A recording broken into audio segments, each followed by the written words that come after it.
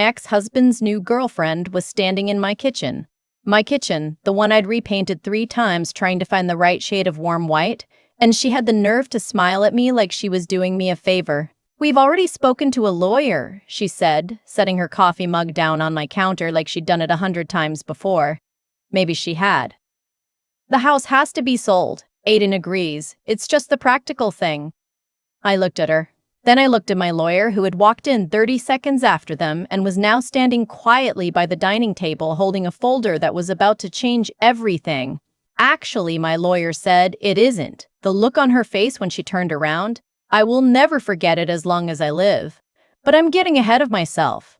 To understand why that moment mattered so much, you have to understand what the 18 months before it had cost me. Aiden and I had been together for 11 years. We met in our late 20s at a work conference in Ottawa. I was there representing the school board I worked for. He was doing something in commercial insurance I never fully understood. He was funny and kind and the sort of person who remembered small things.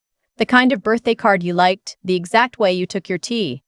We got married in a small ceremony in the Laurentians, just family and close friends, on a September weekend when the maples had just started to turn. We bought our house in Kanata 3 years later. It was a semi-detached, nothing fancy, but it had good bones and a backyard that backed onto a small ravine, and I loved it more than I'd ever loved any place in my life. We had 12 years of ordinary, unremarkable happiness. Dinners with the neighbors, Sunday drives to Almonte, arguments about whether to redo the bathroom before or after the basement, the kind of life that feels small while you're in it and enormous the moment it's gone. I noticed things starting to shift about 2 years before the end.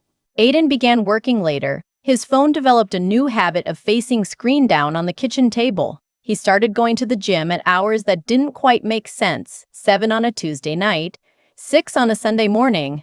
I told myself it was stress, a difficult account at work, the kind of midlife restlessness that passed if you gave it enough room. I told myself that for longer than I should have. The moment I stopped lying to myself was a Wednesday evening in February. I'd come home early from a professional development day, my boots still wet from the parking lot, and I found his gym bag by the door. Which was strange because he'd told me that morning he had a client dinner. I stood there for a minute just looking at it. Then I checked his phone, which he left on the charger in the kitchen. Something he almost never did. There was a message on the screen. Not a long one, just, "Can't wait to see you this weekend. Already thinking about it." The name on the message was Courtney. I put the phone back exactly as I'd found it. I went upstairs, changed out of my work clothes, and sat on the edge of the bed for a long time. I wasn't crying. I wasn't even shaking. I was just very, very still, the way you get sometimes when something inside you finally stops pretending. When Aiden came home that night, I didn't say anything. I made dinner. I asked about his day. I watched him answer and thought, "I don't know who you are anymore." I spent the next week doing something I'm not proud of, but that I don't regret either. I went through everything I could find. Bank statements on the shared account I still had access to. Receipts in the pocket of his winter coat. A hotel booking confirmation forwarded to a secondary email he apparently forgot I knew about. The one from his old job, the one he'd used for years for things he considered personal. A weekend at a hotel in Tremblant in January. 2 people, 1 room. I printed everything. I organized it by date. Then I called a lawyer. Her name was Michelle, and she came recommended by a woman I'd gone to teachers' college with who had been through a difficult divorce of her own 3 years earlier. Michelle was small and precise and had a way of speaking that made you feel like the ground under your feet was still solid. In that first meeting, I told her everything. She listened without interrupting. When I was done, she said, "Good, you were smart to document it. Now here's what you need to know." What I needed to know was this. In Ontario, the matrimonial home has a special status.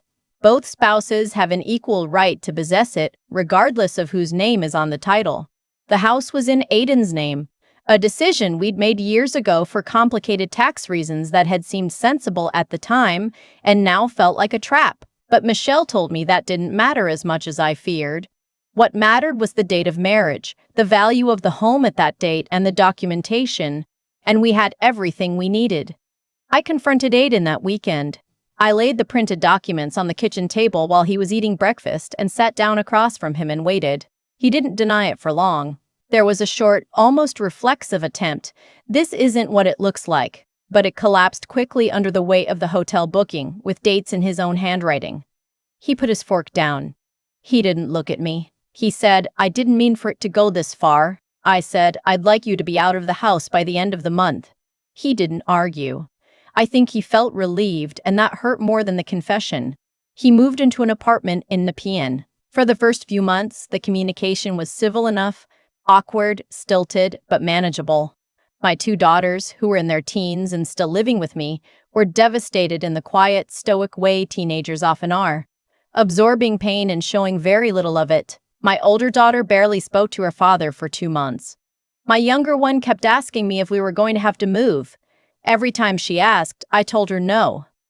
I didn't know if I was telling the truth. Courtney moved into Aiden's apartment in August. He told me in a text, which I thought said a great deal about the kind of person he'd become, or maybe the kind of person he'd always been. I was still figuring out the difference.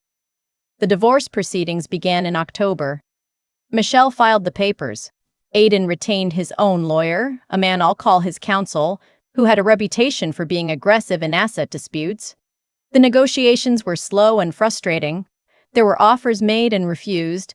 There were weeks of silence followed by a flurry of messages that led nowhere. What became clear, eventually, was that Aiden, or more likely his counsel, was trying to force a sale of the house. The argument was that keeping it was economically impractical, that neither party alone could comfortably carry the mortgage, that a clean split was the fairest resolution. What they didn't mention, at first, was Courtney's name, but she was there in every line of the argument. I started to understand the shape of what was happening around January. Courtney had been pushing Aiden. This much became clear through things my older daughter overheard and reported back to me, not fully understanding their significance, to get his share of the house equity so they could buy something together. A fresh start. A new place that was theirs, not mine. The house I had chosen, the one I had poured 12 years into, the one my daughters had grown up in. She saw it as a resource, a pile of money waiting to be unlocked. The moment it became real was a Saturday morning in March. Aiden showed up at the house unannounced. He had Courtney with him, which he had never done before. She stood just inside the doorway, looking around the front hall with an expression I can only describe as assessing. Like she was deciding whether the lighting fixture needed to go or could stay. "We want to talk about the sale timeline," Aiden said. I told him we had lawyers for that. He said the lawyers were taking too long, that the situation was dragging on and it wasn't fair to anyone, including the girls. He said all of this in a reasonable tone, like he was being the grown-up in the room. Courtney said, "It's just practical. You can't afford this place on a teacher's salary anyway." I looked at her for a moment, then I said, "I'd like both of you to leave." After they left, I stood in my kitchen and let myself feel it. The rage, the humiliation, the sheer audacity of a woman who had helped destroy my marriage, now standing in my home and telling me what I could afford. I let myself feel all of it, and then I picked up the phone and called Michelle. What I didn't know, what Michelle had been quietly working on for the past 3 weeks, was that something significant had just come to light. While reviewing the financial records Aiden had submitted as part of the disclosure process, Michelle had found something. It wasn't obvious. It was buried in a series of transfers from a joint investment account we'd held since 2018, an account I'd largely stopped monitoring after we separated because I'd assumed it was being handled properly through the legal process. The transfers had started small, $2,000 here, $1,500 there, and then grown. Over the course of 10 months, Aiden had moved just over $41,000 out of our joint account and into a personal account. The account was in his name only. The timing aligned almost exactly with when he and Courtney had started looking at properties together. I remember how I felt when Michelle told me. I was sitting at my kitchen table, the same table where I'd laid out those hotel receipts in February, and I had the same feeling, that absolute stillness, like the world had gone quiet. He hadn't just betrayed our marriage. He had been methodically stripping our shared assets to fund a future with someone else, while we were still legally married. While our daughters were still in this house, still in school, still depending on the financial stability he was quietly dismantling. "Is that legal?" I asked. It's not, Michelle said, and he knows that. We filed a motion under the Family Law Act to have those funds frozen and treated as part of the net family property calculation. We also filed a motion for exclusive possession of the matrimonial home, citing the girl's stability and the fact that I was the primary caregiver. Aiden's counsel responded quickly and aggressively, a counter-motion alleging that I had been withholding access and making co-parenting difficult. It was a standard pressure tactic. Michelle had seen it before. She told me to stay steady.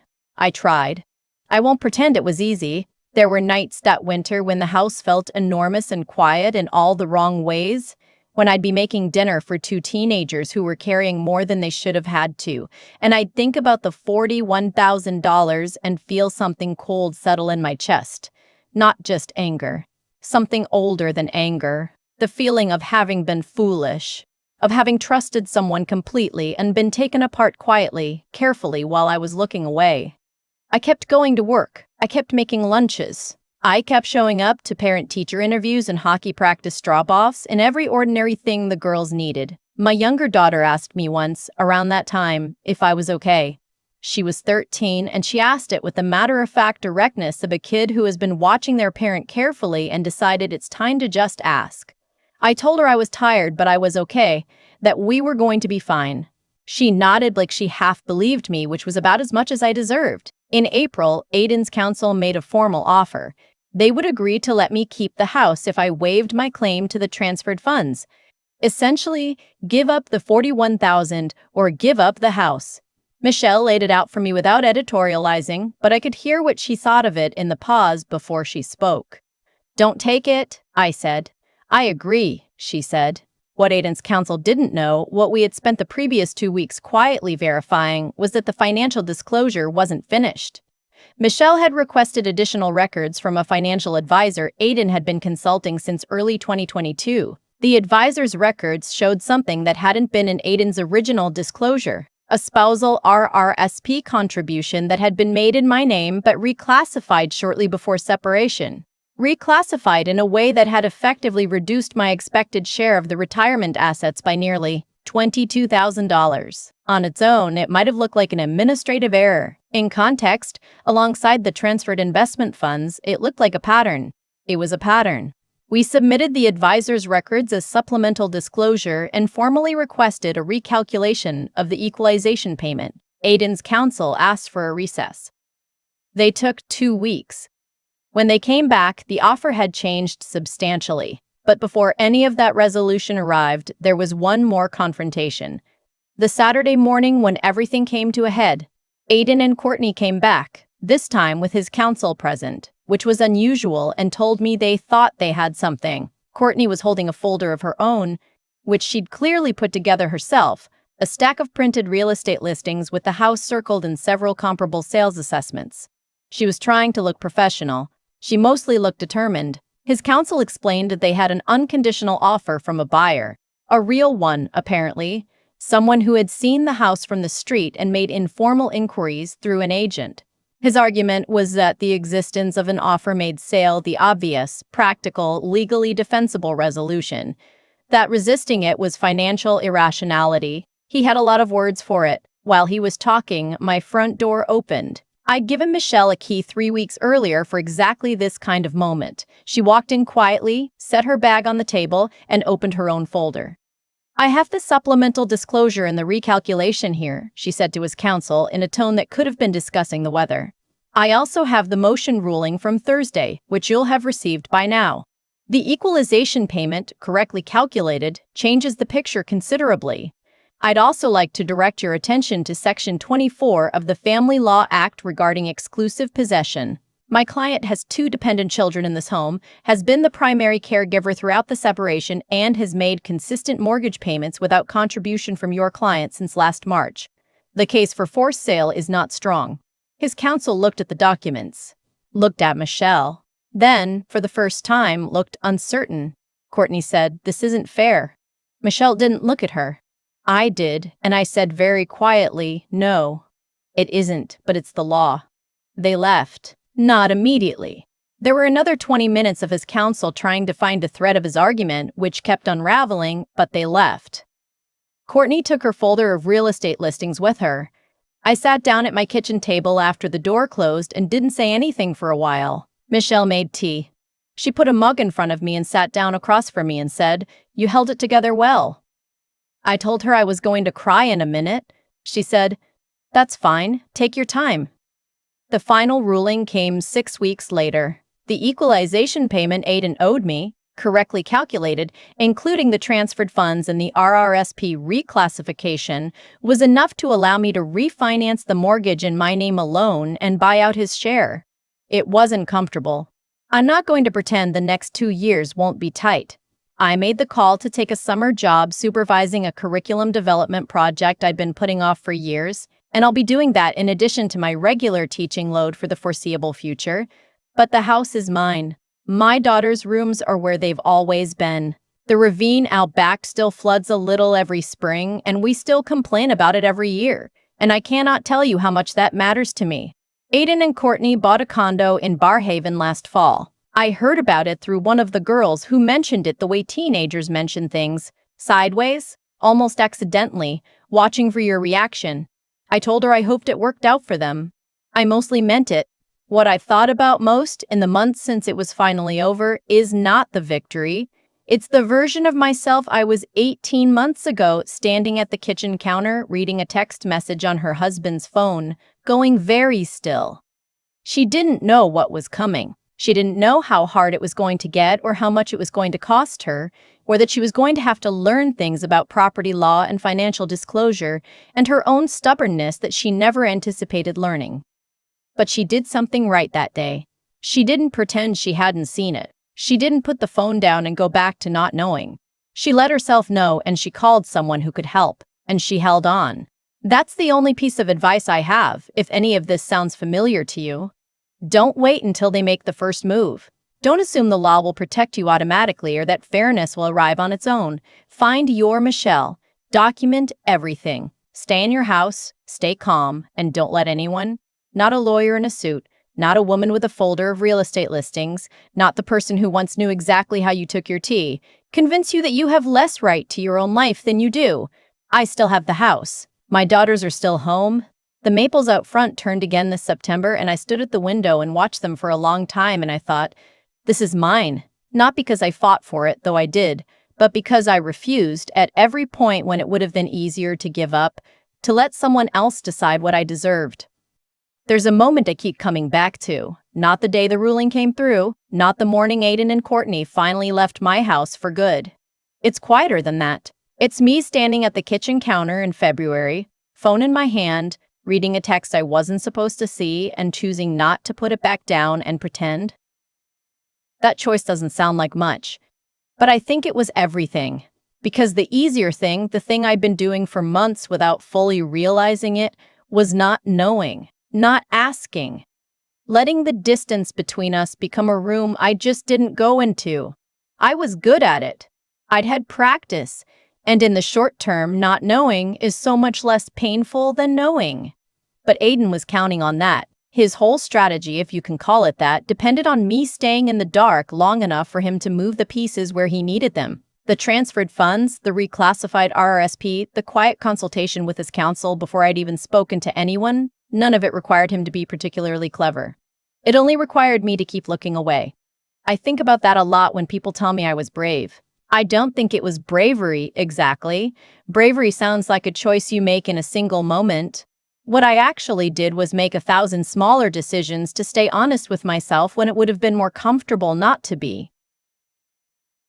To look at the bank statements, to ask Michelle the question even when I was afraid of the answer, to sit across from his counsel in my own dining room and not accept a settlement designed to make me disappear quietly. That's not courage in the dramatic sense. It's just integrity with yourself, repeated over and over until it becomes a habit. And then there's the matter of actually knowing what you're doing. I didn't understand the Family Law Act before this happened. I didn't know what equalization payments meant or how matrimonial home rights worked or that a joint investment account was considered net family property. I had to learn quickly with stakes that were very real and very high. Michelle taught me a great deal.